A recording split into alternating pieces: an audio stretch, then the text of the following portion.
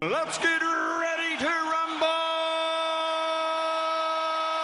Hello and welcome to Netflix vs. Cinema, the podcast that goes to the cinema every week, sees three things in the cinema, sees three things at home, rates everything out of 5, and then decides where money has been better spent this week. My name is Toastin, and I am the host who has kept my two co-hosts waiting because I was at a Worcestershire Film Office event where they were talking about all the different things you can do to come and film in Worcestershire. So I was in the room with directors and producers and all that kind of stuff, which was pretty cool for, especially with somebody who owns. There's a company in Worcester that owns one of the screens that they used to film The Mandalorian on. You know, the sort of LCD screens or LED screens that they use for the backdrop. I was in a room with one of these ones that they use for The Mandalorian, which they can make any backdrop and film in front of it and stuff. And the thing is unreal. It is unreal. But anyway, I have gone on. I'm holding them up again. Joining me as always from the Isle of Wight is Sharon Bolland. Hello. And Sean Harris. Hello there.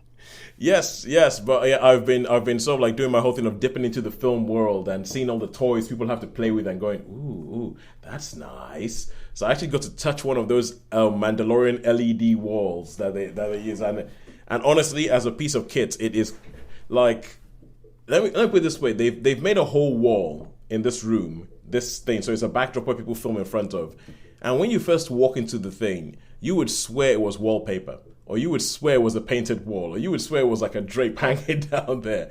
And then you walk closer to it, and you have to get quite close to it before you realize it isn't. It's actually just like, a whole bunch of screens with tiny LEDs on it. It is crazy, absolutely crazy. But yeah, that's where I was, and that's why I held us up. But because of that, we probably don't have as much time as we usually do. But I'm just going to say quickly. So, what have we been watching in cinema, Sean? Okay. So I went to see The Greatest Days with Sharon yesterday, which I'm sure we'll have a lovely little discussion about that. We went together. I am looking forward to this. I already have a massive smile on my face. I want to see what Sean thinks about Take That musical. Yeah. I watched Flash last week. Yes. And we saved it, and I also watched Hypnotic last week. So yes. That's been out a little while, Hypnotic, but that's what I've seen at the cinema recently.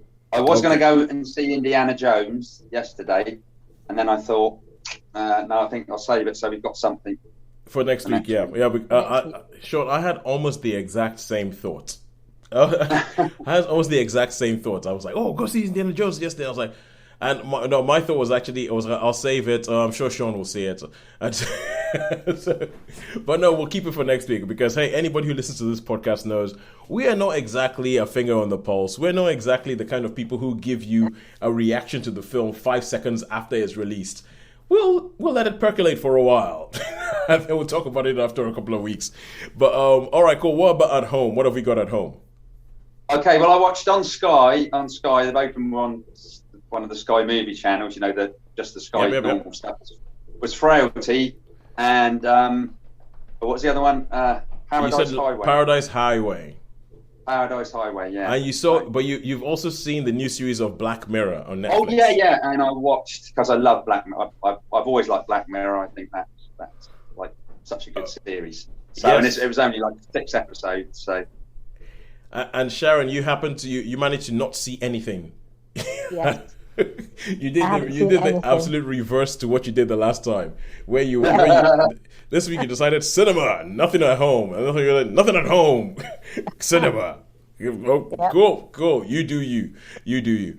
All right, cool. So in that case, and I've been watching a show called Barry, and it's a show starred by Bill Hader. And I cannot review it because we have a rule on here that if you're going to review a show, you've got to have watched the entire series or the entire season of the show that you're going to talk about. Now, I wanted to talk about Barry in its entirety because it's only half-hour episodes. There's only 32 of them, and it just finished recently with season 4. And I was watching this thing, going through them, going, "Oh, I'm going to finish it because they're only half-hour episodes." They zoom by, and you can just sort of like. So I got to the point where I was like, okay, cool, I've got 2 more episodes, I should sleep. I should have a nap, I should come back. Had a nap, came back the next day, couldn't find it anywhere. I found out that Sky had taken it off. Like, Barry has just disappeared. So seasons 1 to 3... No warning. That's so crazy. I don't think that there was a warning because like on Channel 4, they usually say 5 days left, 2 days left, and you can see it on there. Or if you have it in your queue, it will tell you up and say last chance to see. I don't remember seeing anything that said there were only 5 days left or anything like that. And I was watching it. I must have been watching it the day before it disappeared. Yeah. I just went on there the next day and it was gone. It was gone. So I am stuck with the climax of this TV show. I'm 2 episodes from it, and I now have to. And they're saying, "Oh, you can still watch it if you pay £2.50 per episode." I'm like, get lost. Oh, thank you. That's not very nice, is it? It isn't very nice, and it's unfortunate because it's quite a good show as well. I think Sean, you quite like it. It's about a hitman who decides he doesn't want to kill people anymore, and instead wants to become an actor in LA. That sounds great. Yeah, it stars Henry Winkler, otherwise known as the Fonz. Yeah. Oh yeah, okay. Yeah, it stars him. Well, he's not the hitman, but he is the acting teacher in it, and he is. If you think of the Fonz as an acting teacher, he's that and then some. Quite frankly. Right. Okay. Yeah. Is he really over the top? Is he? Oh, he's really over the top. Oh yeah. He plays a character called Jin Kusino, and he's over the top. He's so over the top, and it's knowingly done. But as I said, I cannot review Barry. I can review series 1 to 3, but I wanted to review it the entire thing in its entirety. So I will try and find a way of watching the last 2 episodes and then come around. But let us kick off with The Flash, because The Flash is the film that, well, nominally should be the big blockbuster, but apparently is not doing that well at the box office for a variety of reasons. Some being the conduct of its star, some being, I personally think, DC and the way they've messed things up over the last 10 years. And all that. But anyway, The Flash. This is The Flash, the superhero. It is his first outing on the big screen, I think. And you have this whole thing. This has been advertised largely based off the back of the fact that it has Michael Keaton back in it as Batman and all that kind of stuff. But Sean, tell us a little bit about what this is about. Tell us about what the premise of this is. Okay, so yeah, this is the Flash. The Flash, he can whiz so fast that he reckons he's going to be able to turn back time and save his mum. Yeah. So because something happens, his mum gets killed. He thinks that he can go fast enough to change the world. Which way you think about it is a very DC type thing. They do in the original Superman movie. They do, yeah. He sort of spins the world back the other way. Yeah. Anyway, so he goes back in time, but when he goes back in time, he ends up in, I suppose they've copied it from the multiverse, so they call it the metaverse or whatever they call it, Yes. So, and he ends up in, and there's all those anomalies like the Terminator films where you're not supposed to, if you meet each other, there's going to be trouble and stuff like that. Yep. Don't meddle, because if you meddle, you don't know what change you're going to make. Yeah. So you get medals, and he ends up in this one place, and there's something now going on. He meets the old Batman, Michael Keaton, from the and you've got like the Batman music and the Batcave and and he sort of, Batman helps him out with one thing and the other, and then he decides that he can't change time, and so he tries to go back, and he tries to and he goes back, and everything seems right, and then something's not quite right, and then. And then, oh my goodness me! Don't give away what I think you might give away if I don't stop you. I'm not going to say nothing. So let's just say it's a Flash movie. He tries to go back to save someone, and he causes havoc basically in many different places. Yes. And you've seen it as well, haven't you, Toes? I have seen it. I have seen it as well. I mean, the thing is like.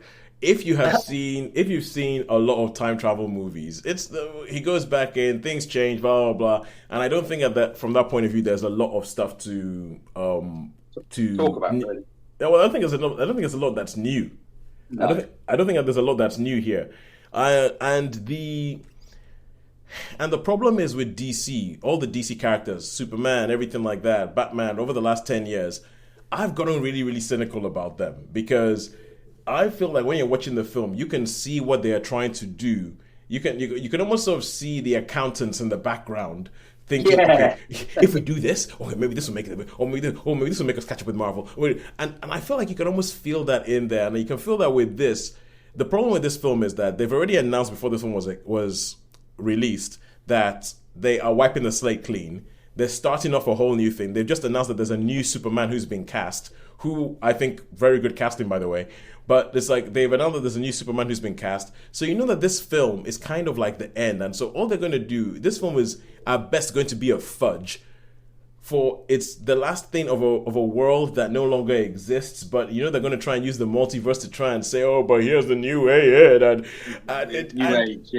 and so there's all these cynical things that they do in the film that I find it hard to deal with. And I find it hard to enjoy or get past when I'm watching the movie. I mean, that being said, it is one of the better DC movies. I think that the whole thing when they have like, you know, the Flash and the two of them bickering with each other, that kind of works for some bits. The fact that you have like an older Barry Allen and a younger Barry Allen, that kind of works. It's good seeing Michael Keaton back, even though they don't really do much with him. And then there's a bit where they try and go back, and it's almost like they try and retcon what has happened in the DC universe in the last 10 years. And they bring Michael Shannon back as General Zod. They try and say something to do with the Superman movie, Man of Steel, and they try and do some timey-wimey stuff in there. I wasn't really interested. I was quite frankly, by the time we got to the end of the film, I was sitting out there going, I could have been hanging out with my family. I could have been hanging out with my family. Do you know that Ezra Miller, the Flash, he irritated me. He just totally, I could not stand his voice. Which one? I could not stand what he was doing. Which one are the both of them? The both of them? Yeah, both of them. I don't know. It really, really grated on me. It really annoyed me. I thought, you stupid. I don't like him. I don't like him, Coase. I don't like the Flash. I didn't like him in the Justice League. I think to me, he's not. I mean, in the comics, Barry Allen's like a lawyer and stuff, and a bit more. But no, he's a crime lab attendant. Crime lab, yeah. But you know, I cannot stand the man. I cannot stand the Flash. The Flash, okay, he's got to be the worst. He's. I know everybody moans about Aquaman, but hey, Flash in my books. The film Flash. Yeah. When I think of the Flash, because I haven't seen any of these things, I can't help but thinking of The Boys, when you have that super fast. Oh yeah, A-Train. A-Train. A-Train, doesn't he? And he explodes this person when he runs right through them, because he's like completely. And that's what comes through my head when I talk about the Flash. I'm thinking of that. Yeah, it's very different. It's very different. He's like I don't know, how would you explain him? Like a shy teen, awkward adolescent. He's sort of. Yeah, that's the vibe I got. The ability, that ability to move super fast. It's like, how do you avoid running through someone who's stood at the side of the road? Well, the way that they do it is then there's a couple of things. Like they've gone for an effect when the Flash is running in these Flash movies and in the Justice League movies. They've gone for this effect of when he's running that I really don't like. I think it's stupid. I mean, the way he runs and everything like that, I think is dumb. Yeah, no, the kind of like, you know, moving his fingers forward, and it's I really do not like it. I think I kind of, because the whole idea is that it's not just that what they say is that it's not just that he's running fast, is that he's moving so quickly that everything else slows down. So okay. So in the Flash, the idea is that everybody is moving so slow that there's no way he would run past somebody, because it would be like, you know, you're 100 meters down the road and you see a tortoise crossing the road. There's no way you're going to hit that tortoise. And that's what it's like for the Flash. So that everybody's moving so slow in comparison to him. And there's just things. Oh my God. Oh, I just remembered. There's scenes in this where there's scenes in this that obviously computer generated. You would expect that in a superhero movie, but it's so bad. But the thing is that it's so bad. The bit, if you're thinking of the bit that I'm thinking of as well, which is I think it's the bit where he goes into. where he goes to the Speed Force, and it's the way he sort of like travels through time, and he gets to see all these different events that have happened in the film and in other films and everything like that. God. And oh my god, oh my god, it's hideous. The graphics are. It looks like a cutscene. I'm not sure if you guys know what that is, like in video games. So you play a level in a video game, and you have a bit where there's people who talk in the middle of it, and it has all these sort of shonky graphics. But it looks like a cutscene, but not even from today. It looks like a cutscene from the early 2000s. It's just, but the thing about it is that you feel like that was what they were going for, and I'm like, why? Why were you going for that? That's just so bad. That just looks horrible. So yeah, and I just. There were some things I liked about it. There were some things I'm not as annoyed about Ezra Miller's performance as you are. I thought that I thought some things were grated on me a lot. But no. For me, it was more the storyline that I was like. There's a whole bit about how the Flash gets his powers, and the way you do it, you're like, hang on a second. If you could do it that easily, why didn't you just go and make a whole bunch more Flashes? Yeah. If you could do it that easily, why don't you just go like, throwing like chemicals on people and then zapping them? If it's that simple. So the film annoyed me. It made me think I could be spending time with my family. I do not know why I'm here, and and there's a bit at the end of the film. So I'm just looking through because my cousin Taiwo, who corresponds with the show every now and then, he sent me something about the Flash because he gets to go out of the house every now and then from his family and go watch a film, and he was kind of like, why is this tanking so much? It's like this film isn't that like he just yeah. I'll read this out later, maybe next week, because I think I had this Flash in my room for a while. But there's a bit towards the end of this film where they try and do. Okay, we spoke about Spider-Man Across the Spider-Verse a couple of weeks ago, and about how Spider-Man Across the Spider-Verse seems to have these things where it has like, your whole wham bang thank you ma'am stuff, but then it has these moments where it's actually kind of emotional, and you get to like, this point where it says, oh, this means something for what Spider-Man has been over the last while, and what Spider-Man has meant to everybody. And there's a bit in this film where they try and do that, and it's almost as if they try and redeem the DC universe by saying, oh, look what we've done. And Sean, you and I complain about the moment in Avengers Endgame where they try and say, look at how many women we have, and how that moment sticks out. This moment is worse. It is so much worse. And it's like, okay, I see what you're trying to do here, but that's the problem. I see what you're trying to do. I'm not feeling it. It's not coming across as emotional. It's not running. And crucially, this is not a Superman film. So that's all I would say about that moment. But that bit you're talking about was oh my god. I'm just thinking about now. I've got a visual picture of that. The one that. Let's just say Superman, What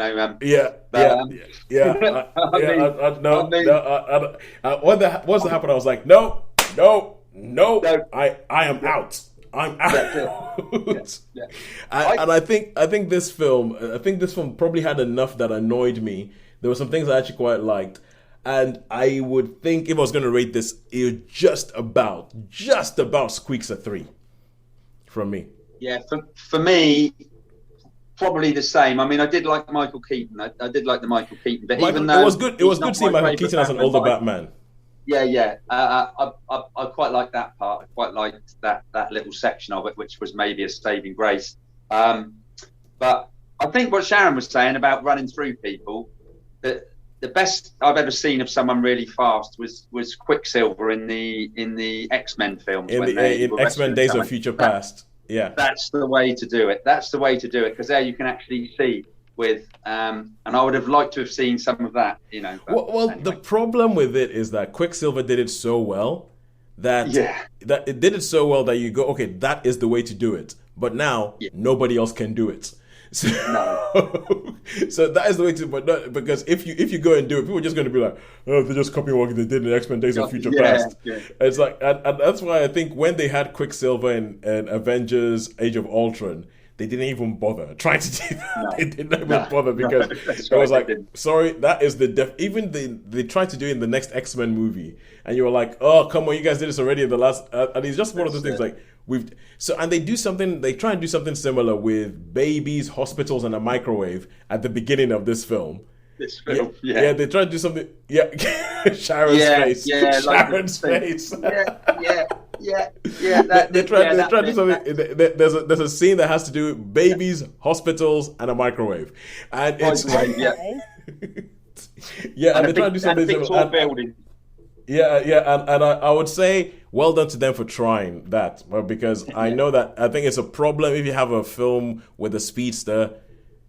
X-Men Days of Future Past is there, and you can't just copy that, but at the same time, you've got to do something. So that was actually a scene in which I was like, okay, they've done something there. Cool. It's not Days of Future Past, but hey.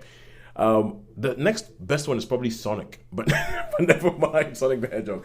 Okay, let us go away from The Flash. Let's go away from The Flash. And very soon, we'll see what's going to happen with DC, with our new Superman and Lois Lane, David Cornswit, and Rachel Brosnahan. I believe that's how you pronounce it. Anyway, let's go over to Netflix and Friends. And Netflix with Black Mirror season, what was this, 4 or 5? Season 6. Yeah.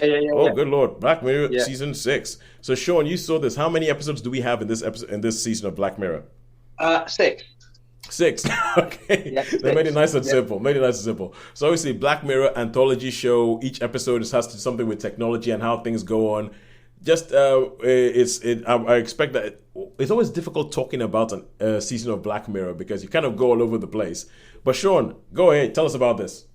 Okay, well, you've got 6 episodes. This is one of those ones really nice to be. You know, sometimes we go through episode, so I'll just go through them really, really quick.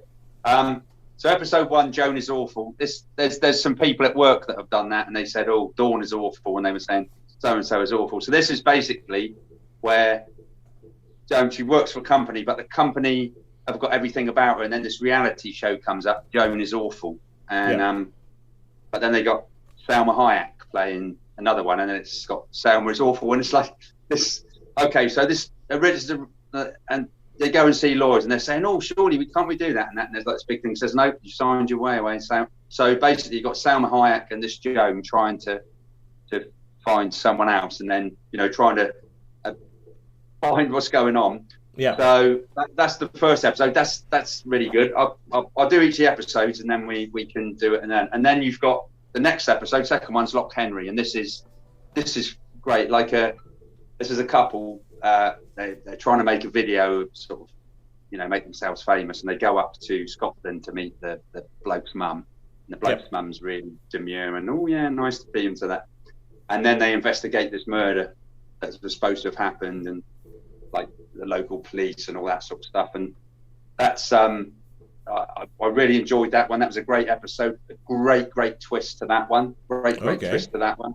And then you got the next episode is like these men in space, a bit like, but they've got lives downstairs. So they're up in space. They live in a spaceship, but they can go. There was a film called Surrogates. I don't know if you ever saw it with Bruce Willis, where they go back and something happens to one of the astronaut's wives, and he's like really upset and all that. So he sort of shares. The other astronaut says, "Oh, well, you're a mate, so you can share mine if you like." And they go and see. And so that causes a few riffs and ruts. That's quite a good one. And then you've got Maisie Day. This is like an actress that is really neurotic, really, and they want to find what happens to her because she sort of disappears. She goes into rehab, and you've got these young journalists, these sort of people, like YouTube people, that want to actually find out what happened. So they break into this house to try and find out where she lives and stuff. That's pretty good. And then you've got Demon 79, which is Demon 79. They like summon a demon from, and this takes place in the 90s, and this demon gets summoned. So that's a bit different for a Black Mirror episode, because it's usually technology as opposed to something supernatural. Yeah, exactly. So that one's so. Those are the episodes you've got, and I would say that probably my favourite episode would be, which I would give. I'm going to write these down so then you get a thing. This is, I mean, some people may differ. It'd be great. So we're going to give Loch Henry 4. Yep. I'm going to give Joan is Awful 4. Yep. I'm going to give Maisie Day 3, Beyond the Sea 3, Demon 79 a 4. So I should have one. I've got one missing there, haven't I? Yeah, you've got one missing. We've only got 3. We've only got 5. There must only be 5 episodes then. Okay. So anyway, so we've got what we got. We've got 12, 18 divided by 5. What's that, Toast? I am getting that for you right now. That is 3.6. 3.6. Okay, so I guess 3.6 then. I don't know if you're going to allow us 6s. We'll call it on the whole. We'll call it a 4. Okay, we round it up, and we'll go 4. I'll give this the whole series on a whole a 4. I think because Joan is Awful's really good. Loch Henry's really good. I've heard stuff about Joan is Awful that it's weird because it's a show on Netflix made by Netflix that seems to be making fun of Netflix. Yes. because Joan is Awful. The TV company that she works for is pretty much Netflix, and they make a show based on her life or something. I think they call it like Streamberry or something. Streamberry, and that does actually run through some of the other episodes. So there is, that sort of turns up in a couple of other episodes. So very clever. I like Black Mirror. I've liked most of the series, I think. Really, you've seen a few, haven't you, Toes? I'm sure. Oh, I've seen everything but this final one. I've seen everything but this final one, and I think Black Mirror. I think the last season they only had 3 episodes, and they were good, but they were a bit less focused than I thought that the earlier ones were. Like the earlier ones was kind of like central idea, brilliant idea, focused idea. Now we're going to tell you what happens when this idea goes in all sorts of different ways and all that kind of stuff. Then obviously as they went longer and as they got more money, as the Netflix money came in, they went a bit. But I still think that my favorite is still Hang the DJ. Hang the DJ, I think, is a brilliant episode. That's the one with the dating app. Yeah, I know the one you mean. Yeah, there's more. There's some really good ones. I remember. I think there's 10 million credits, which is like the. That was the second ever episode with Daniel Kaluuya. Yeah. But as I say, I think this. I would say this is more along the horror lines rather than the techie lines. This is more like a lot more to do with horror and thriller rather than techie stuff. Yeah. All right, cool. So that is all in all. I'm going to put down your average 3.6. 3.6 out of 5 stars for Black Mirror Season 6, which is a recommendation from Sean. He thinks Charlie Brooker has still got it. And now, because of everything that's going on in Sharon's life and the fact that Sharon has found out that it was running a social experiment this week in which she was trying to see whether you could really get paid for playing video games on your phone. Which means that a lot of our shows have become Sharon sitting there very, very nicely and politely and quietly, every now and then asking a question for the one time in the show where she gets to talk about something she's seen. So this is it. This is your moment, Sharon. Greatest Days. Tell us all about Greatest Days.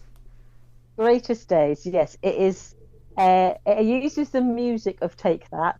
So Take That are never mentioned in the film. Yep. It just uses, it's like Mamma Mia. It uses the music of ABBA without referencing ABBA. Anyway, so that's the basic premise. But it starts off with a woman who is in her 40s. She's a nurse, and she's in a happy relationship, and she's a nurse in the children's ward in a hospital at the NHS, and she enters a radio competition. And I work for the NHS, and they have a radio. We have the radio on in our office. And there's a radio competition nearly every day, and there's always someone in the office who enters it, and you have to answer the phone and say, "Make me a winner" or something like that. Yeah. So this is a lady who's entered once. She's in the hospital. She's entered this competition, and it's to go and see her teenage favourite band, their reunion tour in Athens. And so she enters the competition, and to my surprise, she actually wins, and it wins for her. And there's 4 tickets up for grabs, so her and 3 friends can go to this reunion concert.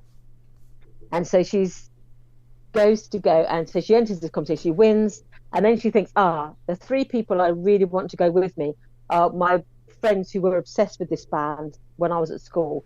And then you see her flash back to her teenage years and how she used the music of this band. They became her almost like imaginary friends, because she had an abusive, her father was abusive, her home life was destructive. So she sort of lost herself in their music, and sort of like the fantasy of their videos. And they definitely actually used the videos, sort of take that, but with this other band, other actors playing the band.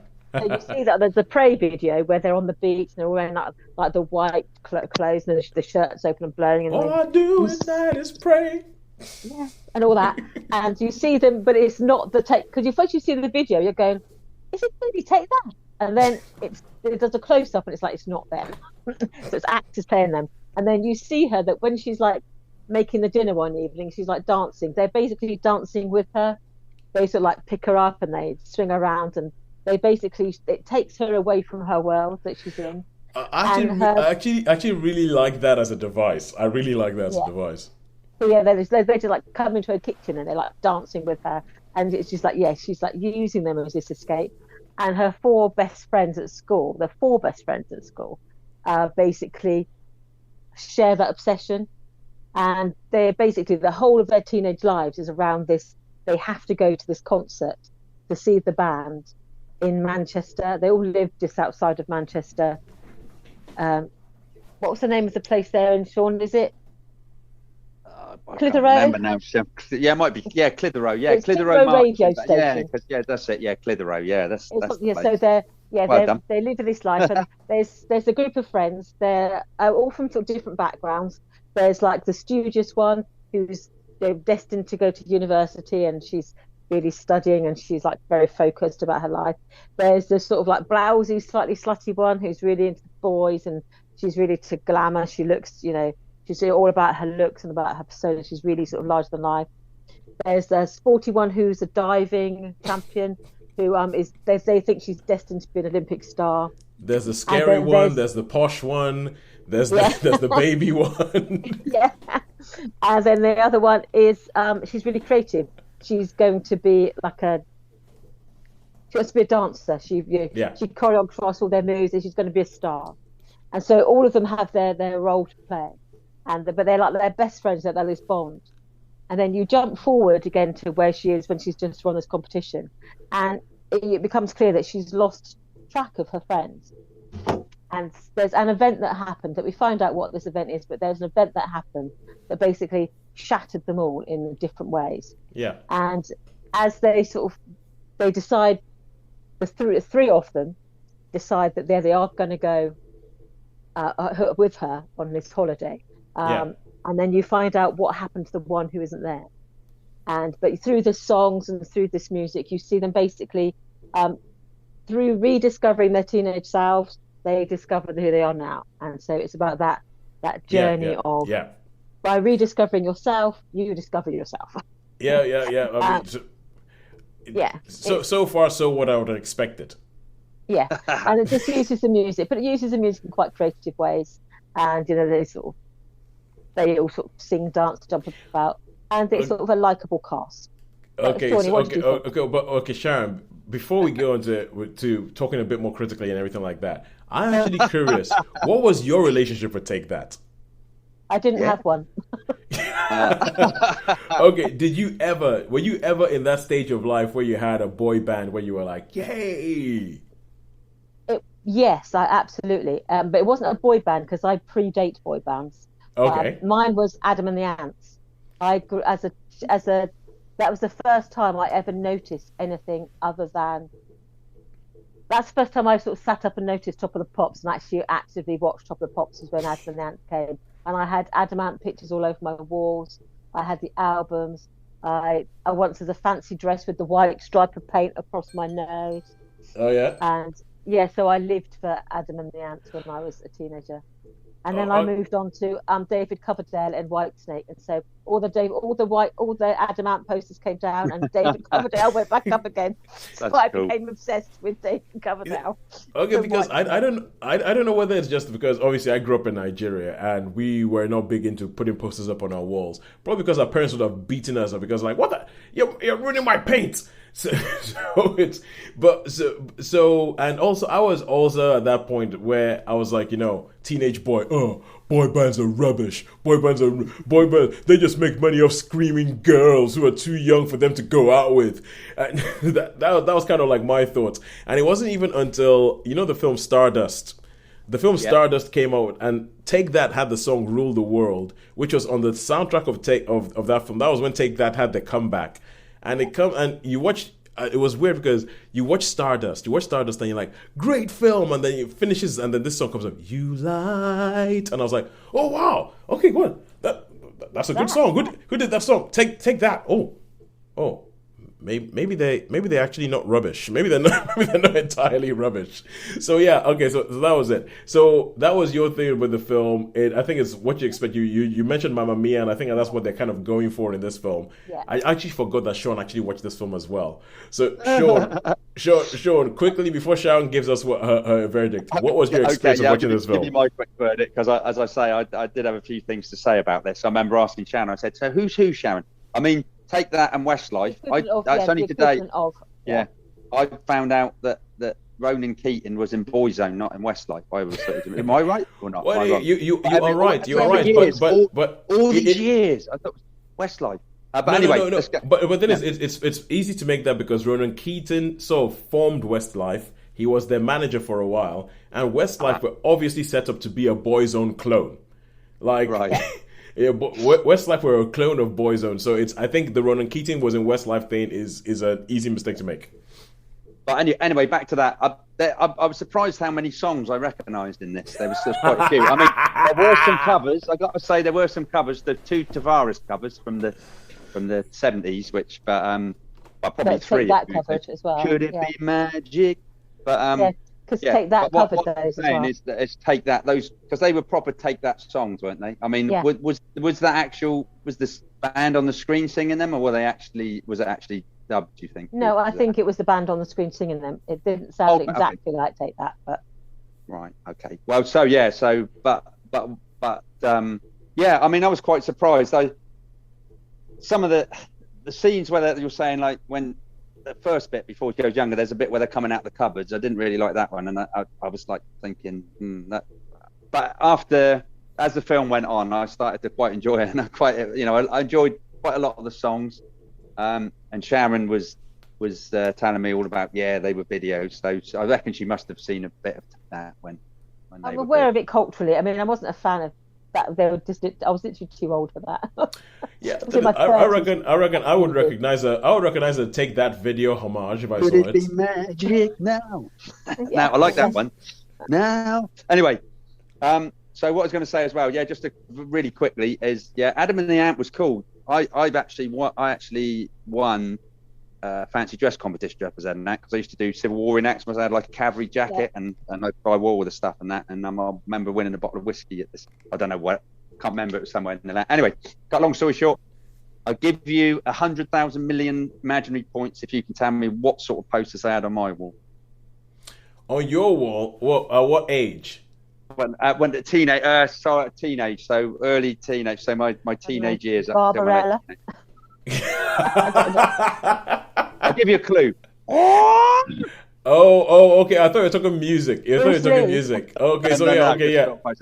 Okay, Bruce Lee. Okay, I'll write Bruce Lee. Yeah. Bruce Lee and a big poster of Easy Rider, I remember. And I managed to get a cinema, probably worth something now. I had a Star Wars poster and an Assault on Precinct 13 poster where he's coming out, I think. But anyway, sorry about that. Digress, like I always do. Okay, the film. Okay, so yeah, the film. Yeah, Sean, you're going to say 3 stars for me. 3 stars. I quite enjoyed it. I was pleasantly surprised. Sharon? Yeah. I think there's a lot to like. I liked all the characters were likable. They were relatable in many ways, about how you look back and you think, how has 25 years gone since that, when I was that age? And when you think back, like most people have had like an endless summer where they had like a summer when they were like with their mates all the time. They were out and about. They were doing fun stuff. It was just like you don't remember anything other than like an endless summer, and you think, how was that 20 years ago? It just seems unbelievable. So that sense of nostalgia about it was really effective. Looking back at childhood friends, really effective. I've got some friends who I'm still in contact with, who I went to school with. My mum, her best friend from school is still her best friend today. Yeah. So they're 90 and 89, and they met when they were 9 and 10 years old, and they've been friends the whole time. So that sense of sort of these friendships that endure, and how you lose track of friends, that really was like resonated as well. Yeah. So it's quite good, but I did think sometimes the balance between the nostalgia and the current sort of was slightly off kilter. They had sometimes a bit too much time as their teenage selves, and then they sort of didn't quite get that balance right. Well, you're like, get on with the story. Enjoyable. Yeah, exactly. It's like, that's fine, but you're signposting a little bit. We know something's going to happen, and you're signposting a little bit now that we can probably guess exactly what happened without you showing it to us. So when the big reveal, you're thinking, well, I probably could have told you what happened. And when. So yeah, I enjoyed it, but again, like Sean, I would probably give it a 3 because enjoyed it. It's a lot of fun, but I think it's one of those films that give it a couple of years and we would have probably forgotten about it. So could it be magic now? Maybe. Seems to be the verdict. yeah, it's fun, but it's not going to be an enduring classic. Yeah. Well, yeah, apart from those who are like diehard Take That fans. Okay, cool. So now we go down to Netflix, go back over to Netflix, and I'm going to talk about Guillermo del Toro's Pinocchio. So this is a film that won the Oscar this year for the best animated movie, and it is the Pinocchio story again, but it is the Pinocchio story given a stop motion Guillermo del Toro feel to it. So if you So we know Guillermo del Toro. He's directed films like, I think Pan's Labyrinth is probably the one that's probably the peak Guillermo del Toro feel on the whole thing. And this is, if you imagine Pinocchio made stop motion, but imagine the art direction of Pan's Labyrinth in a Pinocchio movie. That's kind of, you're getting close to what this film is. So you have this film, and I'm not sure because I've never actually read the original Pinocchio story. Has any of you ever read it? Not really, no. I mean, there was that film that came out a few years ago, wasn't there? It was like lockdown, wasn't it? Just after lockdown that we saw. Because the first ever Italian Pinocchio. But with this one, it starts off with the story is narrated by he isn't called Jiminy Cricket. He's called something else Cricket. Something, he has like an initial, something P Cricket in this, voiced by Ewan McGregor. And you have Ewan McGregor voicing this character, voicing the cricket, and he's telling you the story of Pinocchio. But it starts off telling you the story of Geppetto. And how Geppetto had a son called Carlo, and how during the Great War, Geppetto loses Carlo, and then that's what makes him go and carve Pinocchio because he's trying to recreate Carlo. And then it's not even a fairy. It's actually more like, I think it's been described as a biblically accurate angel. Because you know how people have these ideas of angels of wearing white robes or being like naked babies with tiny wings that my wife says could not physically carry that baby because those wings are too tiny. But when you actually read like, a biblical definition of an angel, it's a scary monster. Like, it has wings. It has 4 wings with eyes all over the wings. And that's what they do in this. They do like a biblical, like that's what they give. And that's what gives Pinocchio his life. And it's a little bit dark because it's set it's set in Italy, during the fascist Italy. And all of a sudden, all these people see Pinocchio and they see all these sort of different things. You have the Volpe character who's like, I could make money off him. It's a puppet with no strings. And then you have this guy who is in the town who's like, wait a second. Because they have this whole thing where Pinocchio, obviously he's eternal because he's not human. He's made of wood. He's not going to die. So this guy immediately goes, this could be the best soldier ever. We can just fill the battlefields with this guy. He could work for. And they even have, like, let me put it this way, Mussolini is a character in this film. Mussolini is a character in this film, which is kind of like, which I think goes to a lot of Guillermo del Toro things. Like even Pan's Labyrinth is set in sort of like fascist Spain with Franco and all that kind of. He has these themes that keep coming back about like battling against authority and trying to find your individuality in the middle of them. And they all keep coming up. So this is a Pinocchio film like I haven't seen any other Pinocchio film before. There are some things that are in it, like how you have Monstro, the big fish that swallows them. There is a whole series of things that are in them. But this is the first time I've ever seen Monstro swimming around a sea that has like sea mines in it. Like sort of like World War II type sea mines in it. Wow. And so it's different. There's times when you're watching it and remind yourself it's stop motion. You have to remind yourself that this was actually stuff that they were moving little by little, because it's so smooth that you would swear it was computer generated. It's so smooth but I think the design is great. Some of the ideas are really, really cool about the whole thing. This is probably the only film which you're going to find Kate Blanchett voicing a monkey, and this is not a monkey that talks. This is a monkey. Wow. A monkey voiced by Kate Blanchett. So I really liked that. I thought it was really, really good. I thought it was Guillermo doing his thing, playing around, doing thing. It's a Pinocchio thing like I haven't seen before. I would give it 4 out of 5 stars. And it's and even though it's a good, and I'd heard people say about this thing before, I'm not sure it's for kids. I showed it to my 2-year-old daughter, loves it. And it's now the only version of Pinocchio she's ever seen. So, and she's like, Pinocchio, pointing at the screen when it comes over the Netflix, like, Pinocchio. So I'll give 4 out of 5, and I would recommend when you can find space amongst all the million of other things you need to watch, I would say this is a version of Pinocchio that's well worth your time. So 4 stars for Guillermo del Toro's Pinocchio. Right. Excellent. And now we go back to cinema, and we are going to talk about Hypnotic. This is a film starring Ben Affleck, directed by Robert Rodriguez, that has disappeared, which should tell you something. Yeah, it's pretty much disappeared from cinemas. I saw this a little while ago. Obviously we like Rodriguez, director. I do anyway. Yeah. So he's done some good stuff. Yeah. Yeah. But this story, so Ben Affleck's like a detective, and he's lost his daughter. And he's in therapy, and you get a few flashbacks and things like that. And then he witnesses a bank robbery with someone else where these security guards just kill each other. And as he investigates more, apparently there's this secret thing where people are really, really good at hypnotic, and by suggestion they can make people do stuff. They just sort of say, like shoot each other or just do this. So he investigates more, and then he finds this hypnotic that is like like she runs a shop, like a tarot shop, and tells the future and things and stuff, and sort of teams up with her, and she can use the hypnosis thing, and basically, so it's just him investigating, and it's a bit like some other, but they can also reset. It's difficult without giving too many spoilers. Yeah, I'll tell you what this reminded me of. It was a bit like, you remember a film called Jumper? Jumper, yeah, I remember Jumper. Where like that. Yeah, you've seen it. Have you seen this, Tony? Oh no, I haven't seen this film, but I've heard of it. I've heard of it. Yeah. It seems like it's almost kind of like, you know how they had Jumper, where they were like, there's this secret society of teleporters who've been here this whole time, and then it's kind of like diving into this thing, and you find out, this person can do this person can do that, this person can do that, all through the eyes of somebody who doesn't have that ability. And it sounded like they were trying to do something like that, but with like essentially these guys are like hypnotizing superheroes and super villains, and it's supposed to be like a cat and mouse game that's what it sounded like to me when I heard the synopsis for this film.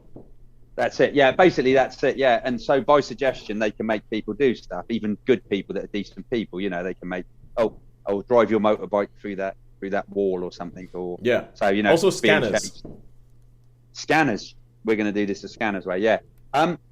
So basically it's this story of him investigating this sort of hypnotic division. There's also the bit with his daughter that is because his daughter disappeared, his daughter got snatched and all that. Yeah. But I can't really give any spoilers on that, but there is something like that's something to do with the whole. That's something to do with the. That's the intriguing bit. That's something to do with the whole. Do we say the whole movie as it runs through? Okay. Do you remember that movie called Memento? Remember that movie called Memento? Yeah, I remember Memento. Memento. So all this starts. So, Ben Affleck's doing all this as the investigator. He keeps getting these things that like jog his memory, should we say? So he's obviously set things up so that and it works that way. So so it's quite a novel little twist at the end. I didn't think it was. I know it had a bit of a bad press, isn't it? I believe so. Yeah, I've heard nothing but people saying this is terrible. Yeah. I didn't think it was that bad, but then I'm a bit of an odd bod when it comes to liking things people don't like. But anyway, so yeah, I didn't think this was too bad, Toast. I've got to be honest. I thought it was quite good. I quite enjoyed the twist at the end. For me, I would give this another 3 stars. This would be a 3-star one for me. Got pigeons on your roof? Yeah. I'm not sure whether you guys can hear them. No, I can't hear the pigeons, but I was just thinking. No, but that is because so for those who just listen to the audio of this, I have moved into a log cabin and I recorded the podcast from a log cabin in my garden. And I never realized that pigeons on the roof of a log cabin can sound like somebody is trying to break in. they can sound like, and so it sounds like somebody's dragging a body around up there, and I'm like, it's got to be a pigeon. That's the only thing, but it's just walking around on the roof of this thing, and it's so loud. you need to get yourself a little model of an owl and stick somewhere, and just stick that up there, and then they won't bother you, because the trouble is, what will happen is you'll have all that guano and stuff up there if you're not careful. Yeah. On the roof, so. I think that's already happening. I think that's already happening. Right, that's probably what I can hear. That's probably that's hitting my roof, making it with the force of a body being dragged. It's just a pigeon crapping all over my roof. Okay, so anyway, now let's go over to we go back to Skygo, and this is Sean, is you again. And this is Frailty, and I decided of the things you watched, I decided to go with Frailty, mainly because this was directed by Bill Paxton. It was directed by Bill Paxton, who is he's known for what's the character's name in Alien? Hudson. Deal with it, Hudson. Yeah, it's like, game over, man, game over. yeah. And I think Bill Paxton, quite frankly, is one of those unsung heroes of cinema who was rarely ever bad in anything that he did. Didn't really get in Predator 2, wasn't he? Predator 2 and the storm chasing film. Yeah, in Twister. Twister is probably one of his few. I think it's probably his only blockbuster lead role that he ever got, where it was like his name's on the thing above the poster, anything like that. But he was in Apollo 13. He was in loads of stuff. He was going back all the way to Weird Science. The Hatfields and McCoys. Yeah. And he was in the Terminator. He was in Terminator. He's one of the guys that. This guy's a couple of cans short of a 6-pack. Yeah, he's one of the dudes who first encounters Arnold Schwarzenegger in the original Terminator movie. And he died a couple of years ago, and I think Frailty was one of the last things that he did. He managed to finish directing this before he died. And Bill Paxton is one of those actors who I have a soft spot for. Like if Bill Paxton was in something, I'm going to give it a chance.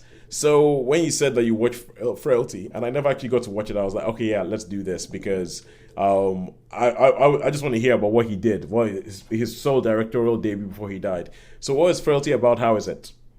Okay, so Frailty, Bill Paxton is a father of 2 kids. The mother's died, so it's just the 2 kids he's bringing up, and he decides that he's very religious, and he decides that he's been given a calling by God or by an angel, not by God, by an angel, to kill people, the demons. But they're demons, they're demon people. So he gets people and basically chops them up with an axe and buries them. And he gets his 2 sons to go along with it. Well, one of the sons is like, this isn't happening and all that. And he goes, yes, I'm doing the right thing. This is what I've been told to do. This is what I've been called to do.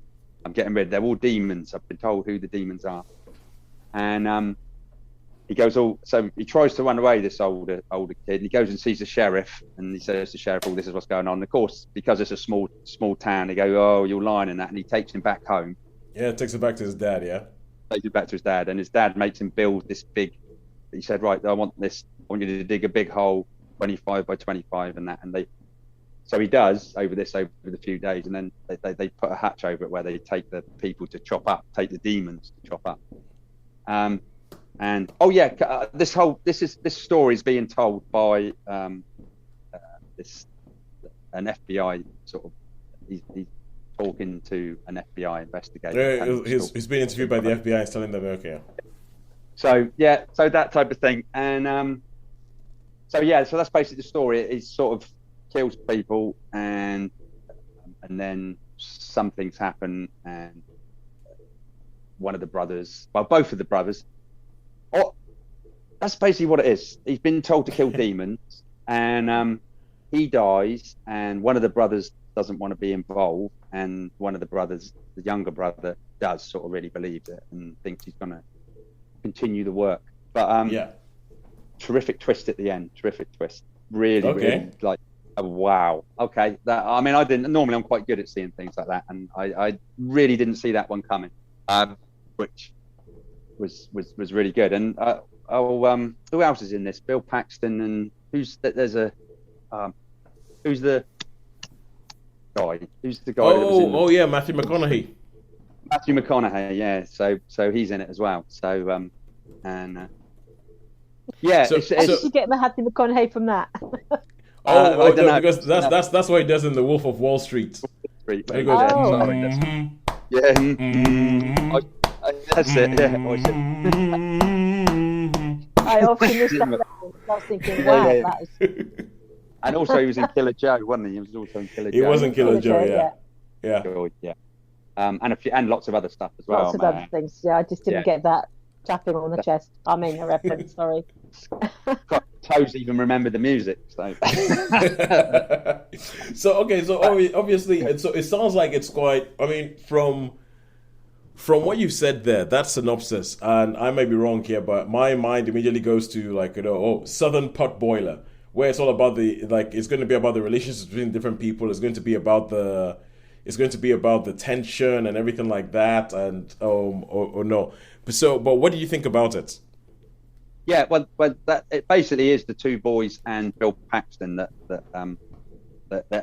what the story evolves around, and them actually killing these people, and it's the dad trying to get them to do stuff as well. One doesn't, one does. There's a bit of a conflict there, and anyway, so yeah, I mean, I quite enjoyed this. I've got to be honest, I thought this was quite a good effort, and if it was I thought it was well directed, quite tight.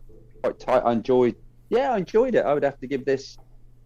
Would I give it? No, I don't think I could quite give it a 4. I think it's going to have to be just a solid 3. I think, but yeah. So I give it a 3.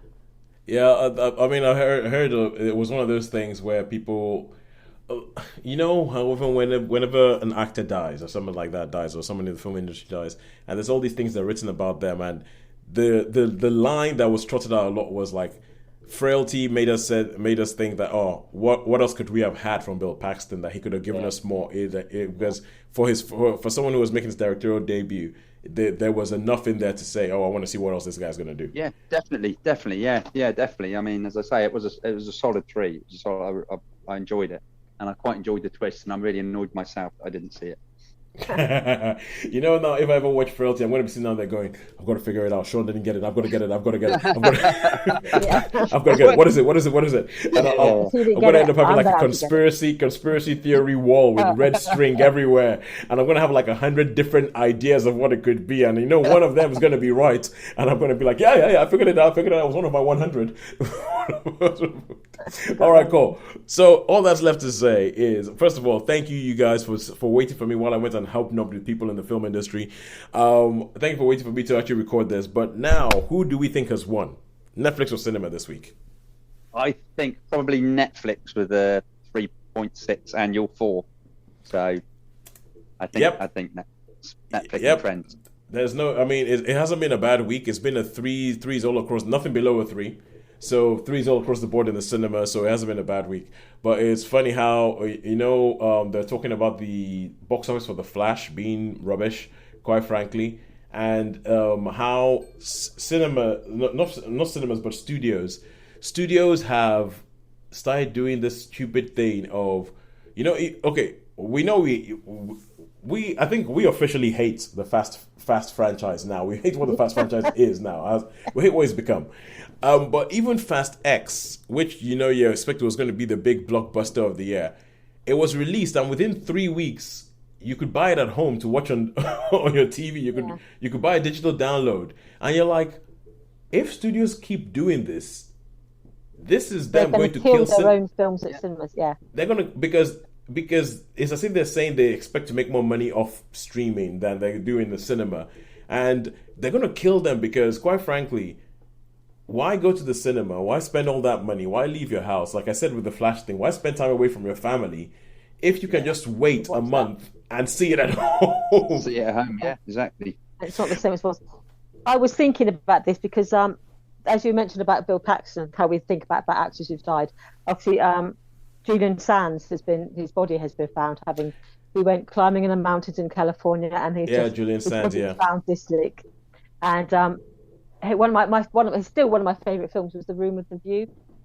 I think women of my age, it is adored by women of my age because it came out in the mid 80s when we were just the right age to want to be swept up in this romantic film about Italy, about discovering yourself, discovering your own truth and beauty as some of the themes of this film. And so I absolutely adored that film. But I was thinking about it today because I was reading a piece about Julian Sands and how, again, for women of my age, that film was like the perfect film at the perfect time.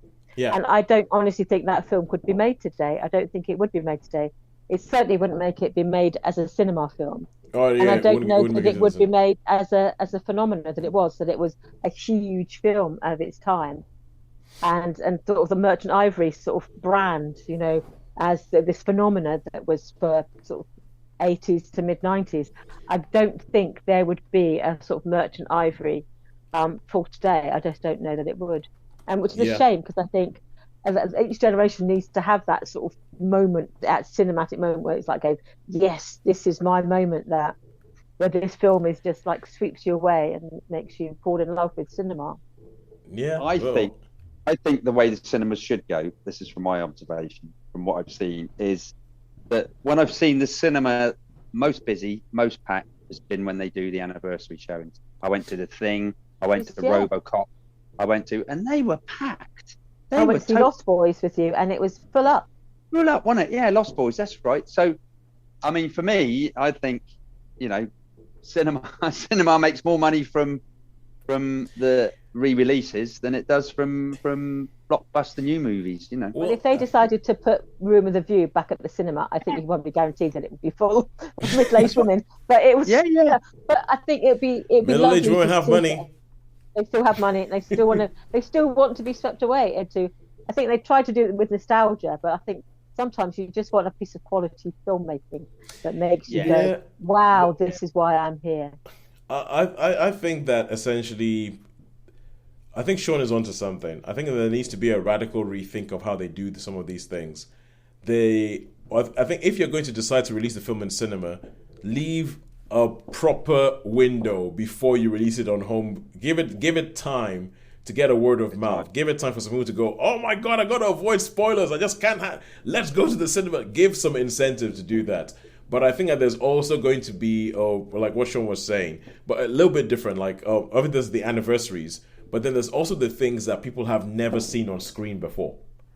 Yeah. I think that's why people that things I've never seen on the big screen before. Yeah, you need to big up the fact it's going to be on the big screen. So, you only ever saw this TV show at home.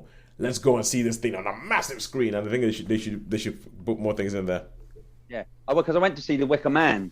I never thought about that. We could say, did we talk about that or not? No, we didn't. Did we talk?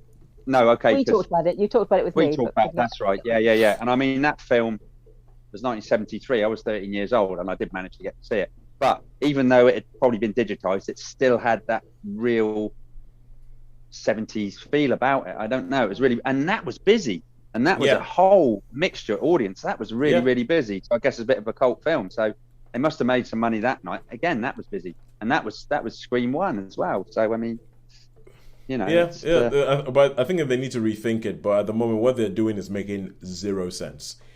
Yeah. Well, and they put the film in every screen.